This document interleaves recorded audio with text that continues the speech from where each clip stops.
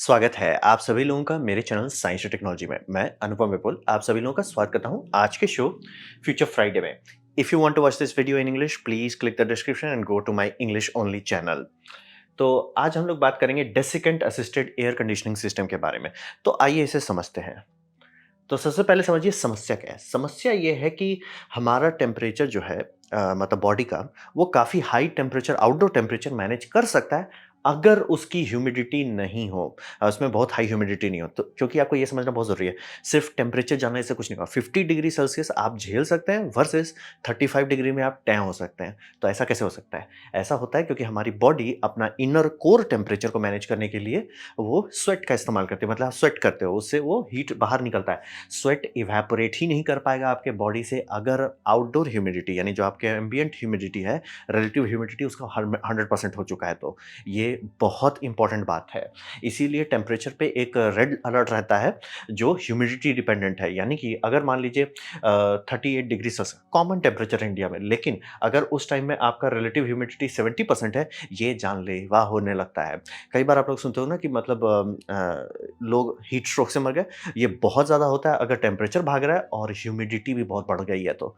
क्योंकि body heat dump ही नहीं कर पाएगा। आप छाँव में भी हो सकते हैं, लेकिन आपका बॉडी हीट ही नहीं डंप कर पाएगा। आप ऐसा नहीं कि सन में थे तो टैं हो गए। आप सोएँगे आपका बॉडी ये शॉक में चला जाएगा क्योंकि अंदर का जो कोर है, आपका जो कोर टेम्परेचर है वो ओवरहीट करने लगेगा। तो ये बहुत सीरियस समस्या है कि जहाँ पे ह्यूमिडिटी भी है, गर्मी भी है, वहाँ पे हमारा बॉडी बोल जाता है। तो ये बहुत ज़रूरी है। और रहा बात कि कहाँ पे ये सबसे ज़्यादा होता है, ये होता है ट्रॉपिक रीजन में। ऐसा नहीं कि ऊपर नहीं होता, नीचे नहीं होता, होता सब जगह लेकिन ट्रॉपिक रीजन में हर समय होता है। तो ट्रॉपिक रीजन में समझिए 2 चीज़ आपको एक साथ मिलता है। पहला तो आपको ह्यूमिडिटी भी मिलती है और हॉट भी मिलता है क्योंकि ये इक्वेटर के पास है। तो हम लोग ये एरिया में बहुत ज़्यादा देर रहते हैं, यानी कि डेंजरस एरिया है ये। यहाँ पे बहुत ज़्यादा देर रहना मतलब आपके बॉडी पे स्ट्रेस डालने लगता है और मतलब लेथार्जिक हो सकते हैं, डैमेज हो सकता है, बहुत सारी चीज़ होता है। और ये अब जितना हीट वेव बढ़ते जा रहे हैं, अब ये ऐसा जगह पे आ रहा है कि लिटरली लोग हैं इसके नीचे, फ्लाईओवर के नीचे एयर कंडीशन जगह पे नहीं है, टैं हो जाएँगे। तो ये समझना बहुत ज़रूरी है कि अगर हीट एंड ह्यूमिडिटी दोनों बढ़ गया, गए। तो रहा बात कि इस जगह पे क्यों ध्यान देना चाहिए? क्योंकि पूरा प्लैनेट का आधा से ज़्यादा आबादी यहीं है।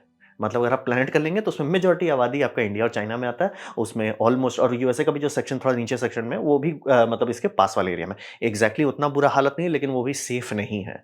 तो ये समझना बहुत ज़रूरी है कि ये रीजन जो है इसको इग्नोर नहीं कर सकते क्योंकि मेजॉरिटी ऑफ प्लैनेट वहीं बैठी पड़ी है। और डिह्यूमिडिफिकेशन करना कि मतलब उमस हटाना हवा से, वो बहुत एनर्जी हंग्री करता है।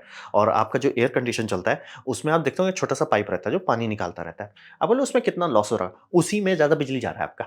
मतलब अगर ह्यूमिडिटी ज़्यादा है, खासतौर पे मानसून वाले सीज़न में वहीं पे सबसे ज़्यादा आपका बिजली खपत हो रहा है, ना कि हवा ठंडा करने में।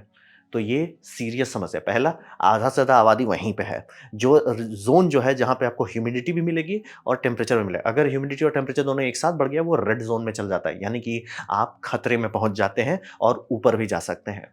तो ये सीरियस समस्या है क्योंकि हमारा बॉडी से स्वेट इवेपोरेट करके निकलना चाहिए। अगर वो इवेपोरेट नहीं कर पाया, बैंड बज जाएगा।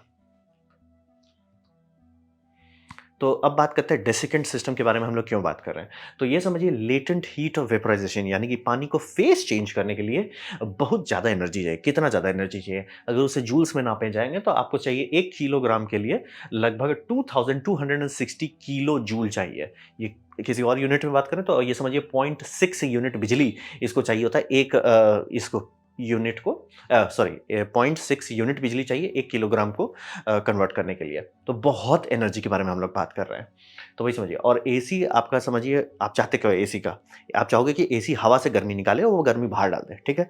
होता ये है कि वो उसमें चूँकि वो -18 डिग्री तक चला जाता है ये रेफ्रिजरेंट वाला साइड जो है और या ड्यू पॉइंट से आप नीचे जाएँगे ये होने लगेगा। उसमें सीधे पानी कंडेंस करता है और अपना हीट डंप कर देता है। हवा आपका उतना वहीं का वहीं रह गया। तो इसीलिए एसी को बहुत ज़्यादा देर चलना पड़ता है कि पहले सारा पानी निकालो, डिह्यूमिडिफाई करो, उसके बाद आपका एयर वो ठीक से ठंडा कर पाएगा। अब मैं क्लियर कर दे रहा हूँ, ऐसा नहीं कि ठंडा नहीं होना शुरू होता है, ठंडा हो जाता है। लेकिन मतलब समझिए मेजॉरिटी एनर्जी जो है, जैसे आपका 6 यूनिट का बिल उठा, तो 6 यूनिट में से 4 यूनिट आपका सिर्फ पानी को निकालने में चला जाएगा। तो ये बहुत सीरियस समस्या है क्योंकि पानी बहुत एनर्जी खाता है। तो ये हर किसी में। अब रहा बात तो डेसिकेंट में वो समस्या नहीं होगा।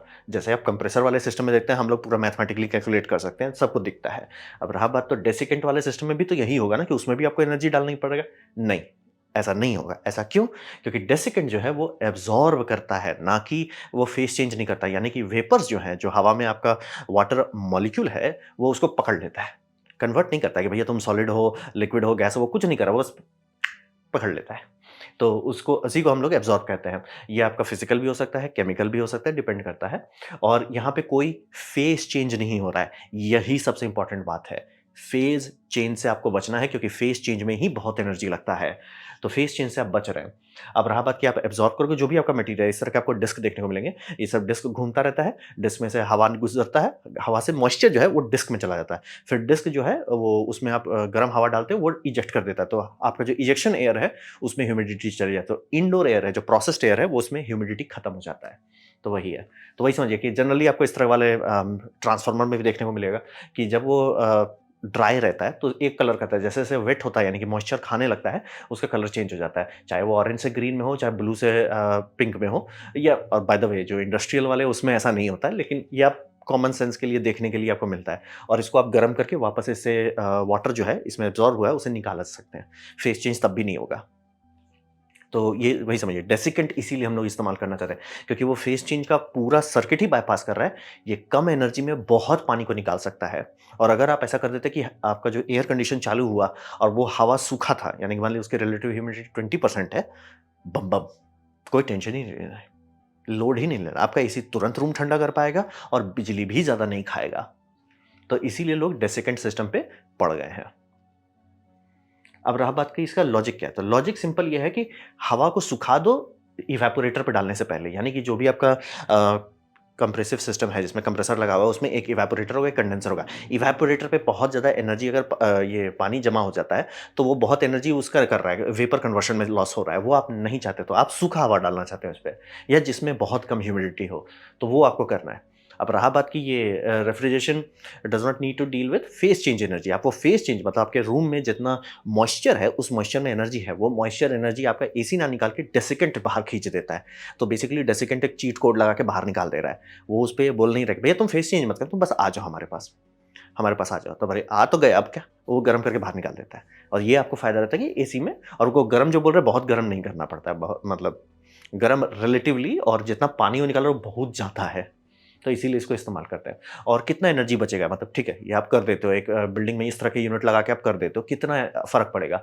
मिनिमम 30% और कुछ-कुछ ह्यूमिड एनवायरनमेंट जैसे कि कोलकाता जैसे जगह पे हो जाए या वियतनाम वाले जगह पे हो जाए, जहाँ पे दबा के है या पूरा इंडिया में जब मानसून हो रहा है, तो 70% तक एनर्जी बचाने लगता है। मानसून में 70 बचेगा, मैं क्लियर कर देता हूँ। सूखा गर्मी है तो उतना नहीं बचेगा। लेकिन अगर गर्मी बहुत है और मॉइस्चर भी बहुत है, तब ये बहुत बड़ा अंतर लाता है। मतलब नाइट एंड डे का अंतर आ गया बिजली बिल में आपका। इसीलिए लोग इस पे खर्च करते हैं बड़े-बड़े प्लांट्स पे। बड़ा ये शॉपिंग मॉल हो, बिल्डिंग सिस्टम हो, फैक्ट्रीज़ हो, वहाँ सब में ये सब किया जाता है। और वही समझिए जहाँ मानसून आया, ये अपना पूरा पैसा रिकवर कर देता है। सीधे-सीधे लोग बोलते हैं भैया ये अच्छा किया हम लगा लिए। वही है। अब रहा बात कि इसमें जो निकालना है आपको मॉइस्चर, मॉइस्चर ये एब्ज़ॉर्ब किया ये केमिकल या फिज़िकल प्रोसेस से एब्ज़ॉर्ब कर लिया। आप उसे इजेक्ट कर रहे हैं, इजेक्ट करने के लिए एनर्जी डालना पड़ेगा। तो एनर्जी के लिए आपको चाहिए हीट सोर्स। थैंकफुली इसको ज़्यादा हीट नहीं चाहिए होता है। इसको आप वेस्ट हीट से कर सकते हैं, जैसे मान लीजिए आपका कोई इंडस्ट्रियल यूनिट के बारे में बात करें, उसमें बहुत सारा वेस्ट हीट रहता है। उसमें से थोड़ा-सा हीट आप यहाँ डाल दोगे, भैया एक ठो रेडिएटर लगाओ, रेडिएटर में हॉट वाटर या हॉट कूलेंट जा रहा है, वो उसको गर्मी डंप कर देगा।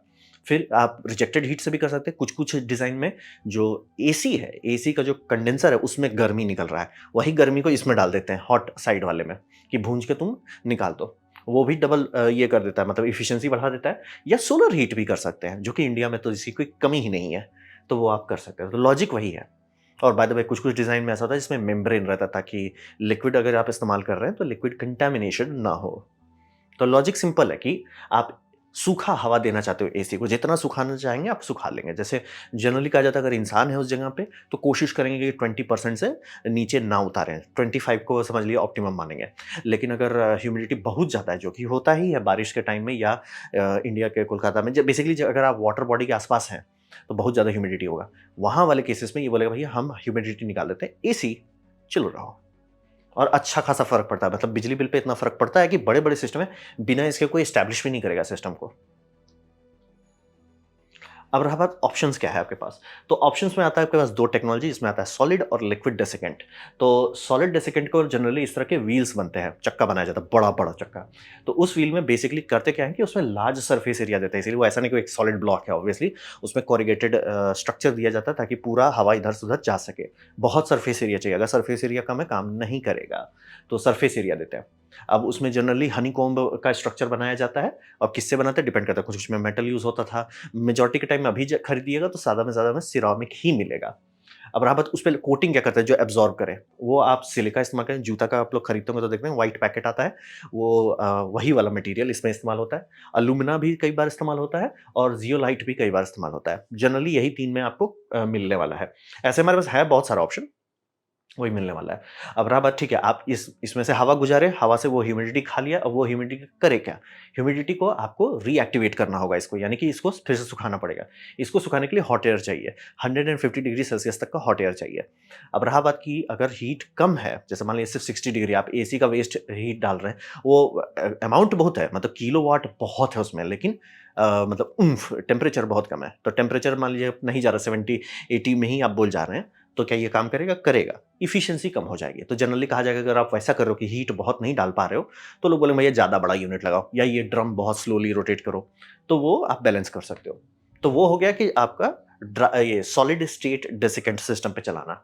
दूसरा जो आजकल इस्तेमाल करने लगे हैं काफ़ी जगह पे, वो है लिक्विड डेसिकेंट, यानी लिक्विड। लिक्विड में आपका हो गया लिथियम क्लोराइड हो गया, कैल्शियम क्लोराइड हो गया, और ग्लाइकोल का एक कुछ मिक्सचर हो गया, लिथियम ब्रोमाइड भी इस्तेमाल करते हैं।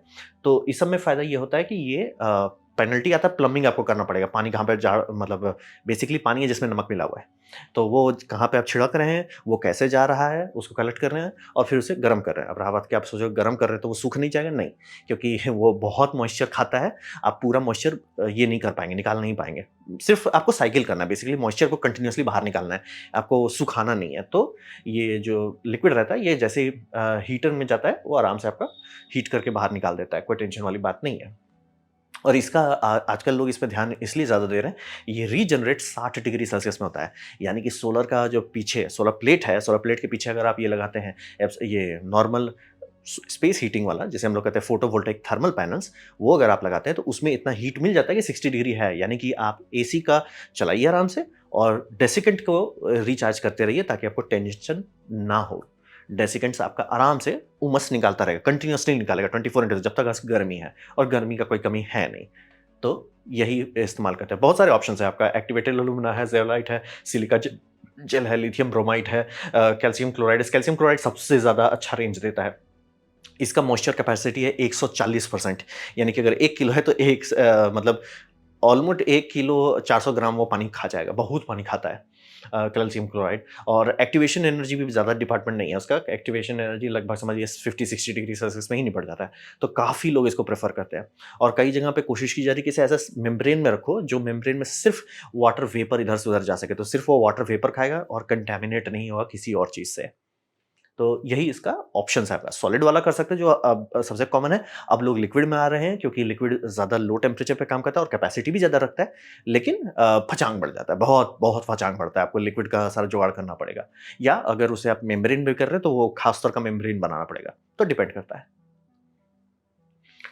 तो अब बात करते हैं भविष्य में क्या होने वाला है। तो यहाँ पे समझिए पूरी दुनिया हीट अप कर रही है। मैं 3-4 वीडियो बना चुका हूँ इस टॉपिक पे, तो ये अब आपको बताने की ज़रूरत नहीं है। पूरा दुनिया भूंज रहा है। तो रहा बात कि हमें अपना कूलिंग लोड घटाना पड़ेगा, नहीं तो उसी लोड के चलते हम लोग फीडबैक पे पहुँच जाएँगे। तो फीडबैक का मतलब होता है कि हम जो काम कर रहे हैं उससे ये और बुरा होते जा रहा है, और उसको सँभालने के लिए जो और कर रहे हैं और बुरा होते जा रहा है। तो फीडबैक लूप में नहीं जाना है। तो उसके लिए एक ही रास्ता है, कूलिंग तो चाहिए लेकिन कम ऊर्जा में ये करना है, मतलब कम बिजली खाना है। तो वो करने के लिए लिक्विड डेसिकेंट बहुत अच्छे से हमारे लिए काम कर सकता है।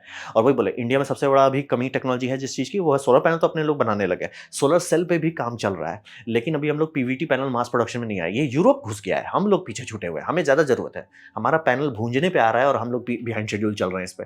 लेकिन वो पीवीटी, अब रहा बात कि इंडिया में गर्म पानी का क्या करेंगे। पहले मुझे लगता था उसका कोई यूज नहीं है, लेकिन अब समझ आ रहा है बहुत यूज है। गर्म पानी का एक आम सिविलियन हाउस में, कमर्शियल में तो बहुत यूज़ है, लेकिन सिविलियन में आप क्या कर सकते हैं, आप डिश वॉशर चला सकते हैं, डिश वॉशर को बहुत गर्म पानी चाहिए। आप वॉशिंग मशीन चला सकते हैं, उसको भी गर्म पानी चाहिए। और आपको ये डेसिकेंट डीह्यूमिडिफिकेशन कर सकते हैं, जिसको बहुत गर्म पानी चाहिए। तो आपको टेंशन नहीं, गर्मी में भी गर्म एनर्जी का आप काफ़ी फ़ायदा कर सकते हैं, और घर चिल रहेगा। और बाय द वे ये समझना बहुत ज़रूरी है कि अगर आपके घर नॉन एसी है, जैसे मान लिया आपने सोलर पैनल लगाया और बहुत तो नहीं लगा पाए, और ऑब्वियसली मैं भी नहीं कर पाया हूँ क्योंकि 10 किलोवाट के आसपास का चाहिए ताकि मैं एसी चला सकूँ।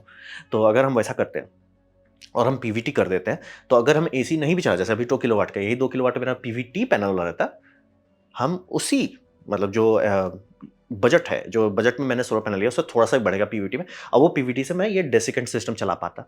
तो यानी मेरे घर का अपर फ्लोर जहाँ पे मान लीजिए एसी चल रहा है, बल्ले-बल्ले एसी नहीं चल रहा है, तो भी ह्यूमिडिटी कम रखेगा। ह्यूमिडिटी कम रखने से आपके लंग्स के लिए काम आसान हो जाता है, आपका बॉडी टेम्परेचर रेगुलेट कर, बोले 40 डिग्री ही सेल्सियस आपको हम देंगे। 40 डिग्री पे 60% का ह्यूमिडिटी आपका एकदम अफला-तफली हो जाइएगा, कि मतलब हालत खराब हो जाएगा। वहीं पे उसको हम 30 कर देते हैं, गर्मी थोड़ा ज़्यादा है, वहीं 20 कर देते हैं, सूखा है मौसम बहुत। तो ये समझना बहुत ज़रूरी है। वो गर्मी का बहुत आराम से इस्तेमाल कर सकते हैं। एसी को सपोर्ट कर सकते हैं, और नहीं अगर एसी है, तो भी काम कर सकते हैं। या अगर वो अच्छा से काम कर रहा था, एक काम का कूलर चला दीजिए। कूलर ठंडा तो कर देता है, लेकिन लोग को क्यों नहीं पसंद है? क्योंकि भैया ह्यूमिडिटी बढ़ाता है। ह्यूमिडिटी बायपास करते रहो, तो वो आप कर सकते हैं। ये लो ग्रेड हीट का काफ़ी अच्छा इस्तेमाल है, क्योंकि मेन दिक्कत वही है कि हमारे पास हीट का अनंत सोर्स है, लेकिन वो सारे लो ग्रेड हैं। हमें हाई ग्रेड हीट चाहिए। तो ये टेक्नोलॉजी बहुत अच्छा है, क्योंकि आप देखते हो ना, ज़रा एसी में पानी निकल रहा है, टुप टुप टुप पानी गिरता रहता है। आप लोग लिखो कितनों में आप लोग का हुआ कि पानी टुप टुप करके बाहर गिरने लगा है, मतलब इसका जो पाइप था जाम हो गया, वो बाहर से गिरने लग गया। तो वो समझना बहुत ज़रूरी है। वो वाटर हम लोग को लगता है क्या है, थोड़ा सा तो पानी है, 1-2 लीटर होगा। वो 1-2 लीटर का एनर्जी बहुत हो जाता है।